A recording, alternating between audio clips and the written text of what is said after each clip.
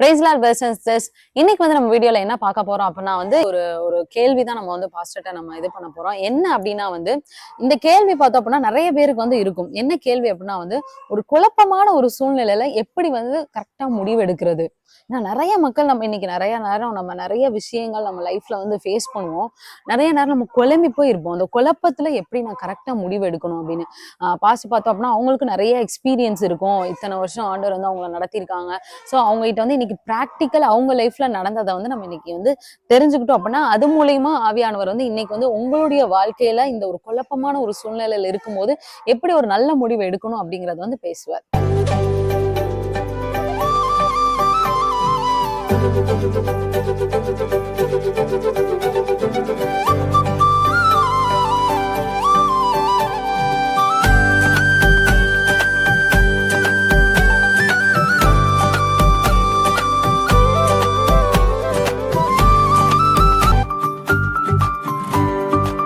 இது ஒரு நல்ல கேள்விதான். என்னுடைய வாழ்க்கையில நிறைய குழப்பமான நேரங்கள் இருந்தது. அதுக்கு எப்படி நான் பதில் பெற்றேன் அப்படிங்கிறத இப்போ நான் உங்களுக்கு விரிவாக சொல்கிறேன். சொன்னான்னா உங்களுக்கு நல்லா புரியும். பொதுவாக என்னுடைய வாழ்க்கையில் எடுத்துகிட்டா என் சைட்லேயும் பெரியவங்க யாருமே கிடையாது, பாசமா சைட்லேயும் பெரியவங்க யாருமே கிடையாது. கல்யாணம் முடிக்கிறப்பயே இல்லை. அப்போ அப்படிங்கும்போது எங்களுக்கு வந்து கைட் பண்ணுறதுக்கு எங்களுக்கு யாருமே கிடையாது. இது நீங்க இப்படி பண்ணுங்க செய்யுங்க அப்படின்னு சொல்லி நல்லது கெட்டது சொல்லித்தரக்கு யாருமே கிடையாது. நாங்க எடுத்ததெல்லாம் நாங்க நினைக்கிறது தான் அது நடக்கும். அப்படியே எங்க வாழ்க்கையை ஓடிச்சு. ஆனா சில நேரத்துல அந்த மாதிரி சூழ்நிலைகள் ரட்சிக்கப்பட்ட பிறகும் கூட ஊழியக்காரங்க வந்து எங்கிட்ட வந்து சில ஆலோசனை கொடுத்தாலும் அந்த ஆலோசனை கேட்டாலும் நாங்க நினைக்கிறதான சில குழப்பமான சூழ்நிலை ஊழியக்காரங்கிட்ட சொல்ல முடியாதா, அது சொல்லவா வேண்டாமா, அவங்க என்ன நினைப்பாங்க, அவங்க சரியாக சொல்லுவாங்களான்னு தெரியாத நேரத்தில் அப்படி குழம்பி இருக்கதான நேரத்தில் தான் அந்த மாதிரி ஆண்டவர் எனக்கு கைட் பண்ணார். இப்படி நிறைய உண்டு. இன்னும் இப்போ வந்து எப்படின்னா ஊழியத்துக்கு வந்தாச்சு. ஊழியத்துக்கு ஆண்டவர் சொன்னார், ஊழியத்துக்கு நீங்கள் வந்துடுங்க அப்படின்னு சொன்னார். அந்த பிரகாரமாக நாங்களும் பாஸ்டமாக பிள்ளைங்க 4 பேர் சேர்ந்து சபையை ஆரம்பிச்சிட்டோம். சபை ஆரம்பித்து அது போயிட்டுருக்கு. ஏற்கனவே உங்களுக்கு எல்லாத்துக்கும் தெரியும், நானும் பாஸ்டம்மாவும் அரசாங்க வேலை பார்த்துட்டு இருந்தோம்னு சொல்லி அரசாங்க வேலை பார்த்துட்டு பாஸ்டம்மாவை வந்து விஆர்எஸ் கொடுக்க சொன்னார்.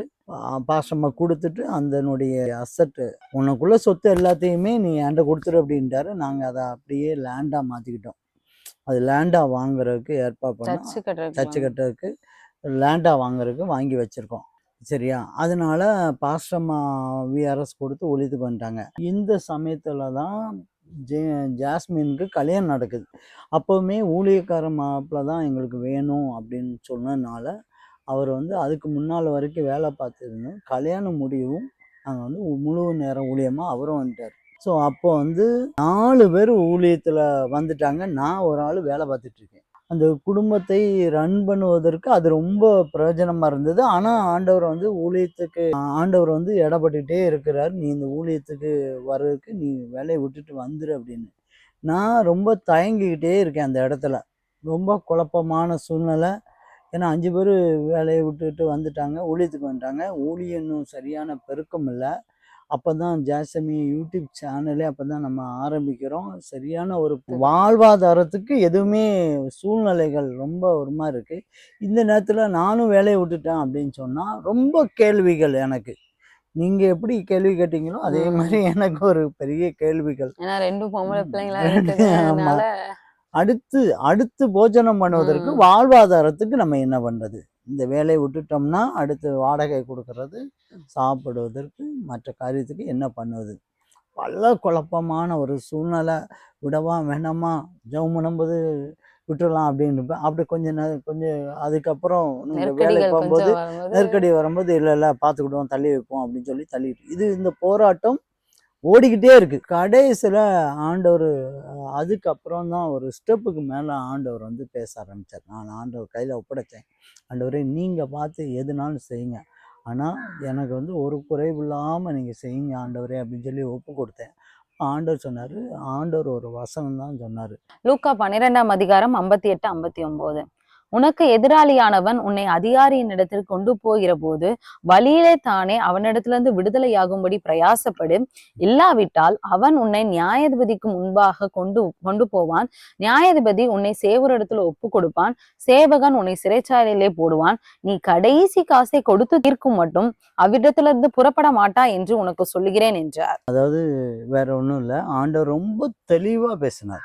ரொம்ப தெளிவா பேசினார். ஆண்டவர் என்ன சொல்றாருன்னா, நீ வரக்கூடிய நாட்கள்ல நீ இந்த வேலையை விட்டுட்டு நீ வரலன்னா உனக்கு எதிராளியானவன் உனக்கு வந்து கம்ப்ளைண்ட் கொடுப்பான், பெட்டிஷன் போடுவான், அவன் கொண்டு போய் அதிகாரிகிட்ட கொடுப்பான். அதிகாரி வந்து சேவர்கிட்ட கொடுத்து சிறைச்சாலைக்கு போகக்கூடிய தண்டனை கொடுக்குற இடத்துக்கு போவாங்க. நீ அதுல இருந்து நீ விடுதலை வாங்கணும் அப்படின்னு சொன்னா இந்த சம்பாத்தியம் சொல்லிட்டு நீ இங்க இருக்கிற பாரு, உன்னுடைய ரிட்டையர்மெண்ட் காசு வர வரைக்கும் நீ வேலை பார்க்கணும்னு நினைக்க பாரு, அதுல இருக்கிற காசு ஒரு காசு கூட உனக்கு மிஞ்சாது. கடைசி காசு கொடுக்கும் அளவும் நீ வந்து அதுல இருந்து விடுதலை வாங்க முடியாது, தப்பிக்க முடியாது. ஜாக்கிரதையாரு, நீ முடிவு பண்ணிக்கோ அப்படின்னு சொல்லி ஆண்டவர் இந்த வார்த்தை மூலமாக ஒரு பெரிய எச்சரிக்கை ஆண்டவர் கட்டளையிட்டார். உடனடியாக ஆண்டவர் கையில சரண்டர் ஆகி உடனடியாக நான் வந்து ஆண்டவர் கையில் ஒப்படைச்சேன். விஆர்எஸ் கொடுத்தேன். விஆர்எஸ் கொடுத்து அந்த ப்ராசஸ் பயங்கர போராட்டத்தின் மத்தியில் அதில் வேற இவங்க வேற அதிகாரிகள் வந்து என்னை விட்டுட்டானா அடுத்து யார் இருக்கா அப்படின்னு சொல்லிட்டு அவங்க வேற பிடிச்சு வைக்கிறதுக்கு முடியக்கு முயற்சி பண்ணாங்க. ஆண்டவர் பலத்த கையினால என்னை விடுவிச்சு வெளியே கொண்டாந்துட்டார். இன்றைய வரைக்கும் ஆண்டவர் எங்களை போஷிக்கிறார். எப்படி போஷிக்கிறாருன்னா உண்மையிலே ஆச்சரியமான ஒன்று. அன்னு தினமும் இன்னைக்கு என்ன வேணுமோ அதை அன்னு தினமும் யாருனால ஏவணுமோ எந்த காகம் கூட கொடுக்கணுமோ அந்த மூலம் ஆண்டவர் ஏற்படுத்தி கொடுத்து ஆண்டவர் செய்கிறார். ஆனால் இந்த குழப்பமான சூழ்நிலையில் நாம் செய்யக்கூடிய ஒரே காரியம் என்னன்னா, ஆண்டவருடைய சமூகத்தில் உட்கார்ந்து நீங்கள் ஜெபிக்கிறது சரி, வேதம் கண்டிப்பாக வாசிக்கணும். ஏன்னா அதில் தான் அந்த பதில் கொடுக்குறார். நீங்கள் இந்த வசனம் மட்டும் எனக்கு தெரியலைன்னு வைங்களேன், நான் போராடிட்டு இருப்பேன். இருக்கணும், பார்ப்போம், பேசுவோம், ஆண்டவர் இன்னும் பதில் சொல்லல, பார்ப்போம், எனக்கு சொப்பனத்தில் வரட்டும், தரிசனம் சொல்லட்டும், தீர்க்க தரிசனம் சொல்லட்டும்னு சொல்லிட்டு நான் பாட்டு போயிட்டு இருந்தேன். இந்த எச்சரிக்கையை நான் வந்து அசால்ட்டாக இருந்துட்டு இருப்பேன். ஆண்டவருடைய பதில் உங்களுக்கு வேணும்னு சொன்னால் உங்கள் கேள்விக்கு பதில் குழப்பமான ஒரு சூழ்நிலையில் என்ன அடுத்து நம்ம என்ன செய்ய போகிறேன், ஏன்னா வேறு வழியே கிடையாது. ஆண்டவர் விட்டாச்சுன்னா வேறு வழியே கிடையாது. அன்னைக்கு இருக்க சூழ்நிலை ஆண்டவர் விட்டாச்சுன்னா வழி கிடையாது. ஏன்னா சபை ஆண்டவர் ஏற்படுத்திட்டாரு. சபை ஏற்படுத்தி கொடுக்கறதுக்கு முன்னாலே பல போராட்டங்கள், சபை ஏற்படுத்துறதுக்காக நிறைய போராட்டம். அப்பவுமே நான் ஒரு 3 வருஷமா 2013 சபை ஆரம்பிக்க சொன்னார். நான் தான் 2016 சபை கொண்டாந்தேன். ஏன்னா அந்த ஒரு நிறைய சபையை ஆரம்பிச்சா என்ன பண்றது, வருமானம் என்ன பண்றது, விசுவாசிகள் எப்படி வருவாங்க, நம்ம எப்படி ஜெபம் பண்ணணும், எப்படி போதிக்கணும், ஏன்னா அப்படி ஒரு பாரம்பரியத்துல நம்ம வளரல. சாதாரணமாக சத்தியத்தை கேட்கறதான விசுவாசி குடும்பத்தில் இருங்க. இன்னைக்கும் கூட நான் பேசும்போது பேசக்கூடிய ஸ்டைலில் பார்த்தீங்கன்னா மற்ற ஊழியர்களை பார்க்கணும் நான் வந்து அவங்கள மாதிரி நான் அந்த சரியான விதத்தில் பேசுவேன்னா எனக்கு தெரியல. ஆண்டவர் எனக்கு கொடுத்ததை நான் பேசிட்டு இருக்கேன், புரியுதா? அப்படி நான் வரல. அந்த மாதிரி ஒரு கேள்வி குழப்பங்கள் இருக்கனால தான் நான் சபையை ஆரம்பிக்கே எனக்கு லேட் ஆச்சு. சபையை ஆரம்பித்த பிறகும் ஆண்டவர் இந்த இடத்துல நான் அரசாங்க வேலையை நீ விடு அப்படி என்பதை ரொம்ப தீர்மானமாய் சொன்னதுனால அதுக்கப்புறம் நாங்கள் விஆர்எஸ் கொடுத்து அதுக்கப்புறம் நாங்கள் சபை முழு நேர ஊழியராக வந்து இன்னைக்கு நாங்கள் சபை பெரிய காரியத்தை ஆண்டவர் செய்து கொண்டு இருக்காரு, புரியுதா? அதனால ஆண்டவர் வந்து எப்பவும் உங்கள் குழப்பமான சூழ்நிலை வந்தால், எந்த சூழ்நிலை வந்தால் உங்களுக்கு விடுதலை வேணும், பதில் வேணும், அந்த உங்கள் சந்தேகத்துக்கு பதில் கிடைக்கணும், உங்கள் கேள்விகளுக்கு பதில் கிடைக்கும், உங்கள் அங்கலாய்ப்புக்கு, கண்ணீருக்கு, பெருமூச்சுக்கெல்லாம் பதில் வேணும்னு சொன்னால் நீங்கள் வேதத்தை வாசிக்கணும். வாசிக்கும் போது நேரடியாக உனக்கு இப்படி நீ வேலையை விடுப்பா இசைப்பாம் நேரடியெல்லாம் பேச மாட்டார். ஆண்டவர் இப்படிதான் பேசுவார். ஏன்னா இந்த வசனத்தெல்லாம் பார்த்தோம் அப்படின்னா ஒரு சில நேரம் பார்த்தோம் இப்பெல்லாம் வசனம் நமக்கு பைபிள்ல இருக்கா அப்படிங்கிற மாதிரியே இருக்கும். இதெல்லாம் எத்தனையோ நாள் நம்ம படிச்சிருப்போம். ஆனா இந்த ஒரு விஷயத்துக்கு வந்து ரிலேட் பண்ணி பார்க்கும்போது அப்படியே இருந்துச்சு. இதே மாதிரிதான் ஆண்டவர் வந்து நீங்க நிறைய ஒரு திருமண காரியமா இருக்கலாம், ஒரு வீடு கட்டுறதா இருக்கலாம், இல்லாட்டினா படிப்பு விஷயமா இருக்கலாம், இல்ல உங்க குடும்பத்துல இருக்க ஒரு பெரிய பெரிய ஒரு முடிவு எடுக்கிறதான ஒரு சூழ்நிலையா இருக்கலாம். ஆண்டவர் தொழில எதுனாலும் இந்த மாதிரி முடியும். எந்த ஒரு விஷயமா இருந்தாலும் ஆண்டவர் வந்து உங்களுக்கு ஒரு வசனத்தின் மூலியமா பேசும்போது உங்களுடைய லைஃபுக்கு அது அப்ளை பண்ணக்கூடியதான வசனமா தான் இருக்கும். ஏன்னா இந்த வசனத்தெல்லாம் பார்த்தோம் அப்படின்னா இது நானும் மித்த ஏகப்பட்ட தடவை நான் படிச்சிருக்கேன். இதை நம்ம எத்தனையோ நாள் படிச்சிருக்கலாம். ஆனா இதை வந்து இந்த ஒரு விஷயத்துக்கு இந்த விஆர்எஸ் நம்ம அது வேலையை விட்டு விஷயத்துக்கு இது அப்ளை பண்றதுக்கு வந்து ஆவியானவர் அது அந்நேரம் நம்ம வசனத்தை படிக்கும்போது அந்நேரம் வெளிப்படுத்தி கொடுத்து அது கீழ்ப்படிஞ்சனால இன்னைக்கு வந்து ஆவியானவர் ஒரு பெரிய ஆசீர்வாதத்தை வந்து ஆண்டவர் எங்களுக்கு கட்டளையிட்டு இன்றைய வரைக்கும் எனக்கு அந்த சம்பளம் அரசாங்க வேலையை விட்டுட்டு வந்துட்டேன் அப்படின்ட்டு எனக்கு ஒரு குறை இல்லாம ஆண்டவர் என்ன ஒரு நாள் கூட நடத்துறாரு. நாங்க அதை வந்து யோசிச்சதே கிடையாது. நினைச்சு கூட பார்த்ததில்ல அரசாங்க உம் வேலைக்கு அந்த மேன்மை, ஐயோ சம்பளம் 1ஆம் தேதி ஆனா சம்பளம் கிடைக்குமே அப்படின்னு நான் நினைச்சதே கிடையாது. ஆண்டவர் எனக்கு அழகா நேர்த்தியாய் ஆண்டவர் ஒவ்வொரு தேவனுடைய பிள்ளைகளுக்கும் சொல்லி ஆண்டவர் அனுப்புகிறார், செய்கிறார், நேர்த்தியா நடத்துறார்.